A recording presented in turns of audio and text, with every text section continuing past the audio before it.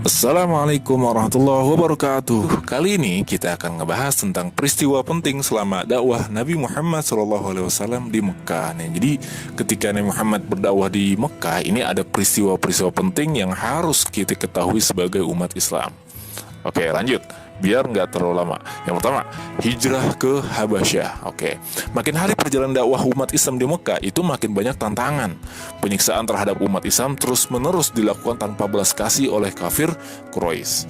Nah, jadi di sini kemarin kita udah tahu tuh strategi dakwah yang dilakukan oleh Rasulullah, yaitu secara sembunyi dan terang-terangan. Nah, ketika umat Islam, jalan Islam makin banyak yang meluk Islam. Nah, di sini nih mulai nih penyiksaan terhadap umat Islam.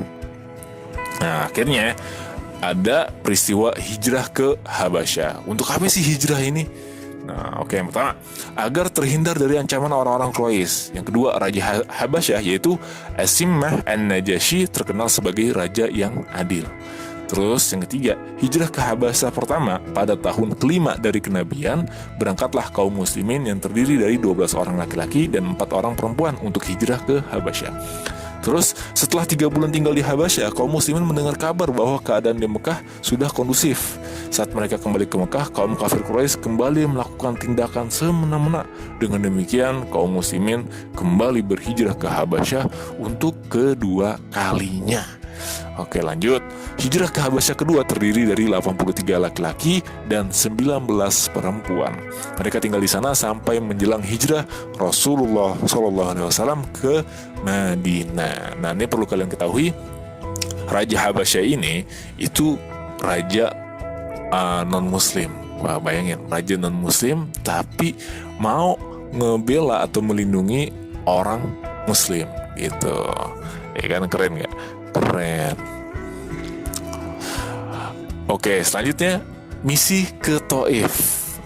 Nah, 10 tahun sejak Muhammad SAW diangkat menjadi nabi merupakan tahun kesedihan, yaitu atau disebut dengan Ammu Huzn. Itu bagi Nabi Muhammad SAW. Pada tahun tersebut Nabi Muhammad SAW kenapa? Kehilangan 2 orang yang dicintainya, yaitu istri beliau Khadijah dan pamannya yaitu Abu Thalib. Setelah keduanya meninggal, orang-orang Quraisy makin gencar mengganggu dakwah Nabi Muhammad SAW. Kondisi tersebut membuat Rasulullah SAW bersama Zaid memiliki rencana pergi ke Taif. Alasan Rasulullah ke Taif, nah apa nih? Yang pertama, salah satu suku Arab terkuat ada di Bani Sagif. Ya, Rasulullah SAW berharap jika suku tersebut masuk Islam, maka akan menjadi kekuatan besar dalam mendukung dakwah Nabi. Nah, karena pada saat itu suku itu bisa dibilang tuh backingan kuat lah gitu. Kalau sukunya kuat, itu orang-orang lain tuh bakalan segen gitu.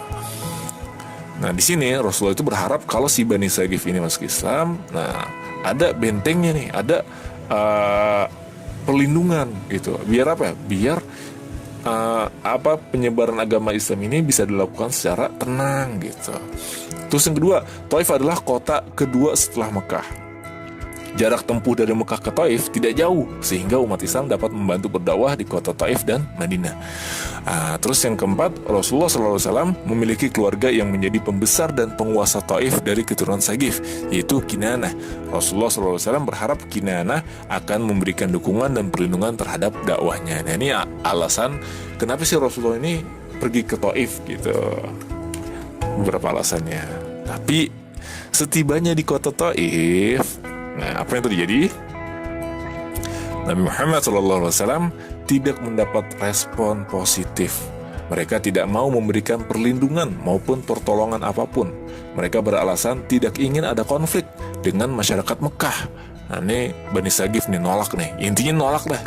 Salah satu penyebab penolakan ini disebabkan oleh Abu Jahal. Nah, siapa lagi Abu Jahal? Pamannya lagi, paman siapa? Nabi Muhammad, yang menghasut dengan menyebarkan berita bahwa ajaran yang dibawa Nabi Muhammad SAW adalah kebohongan. Nah, ini memprovokasi lagi nih. Ia juga mengatakan bahwa Nabi Muhammad SAW akan menyesatkan orang-orang Arab.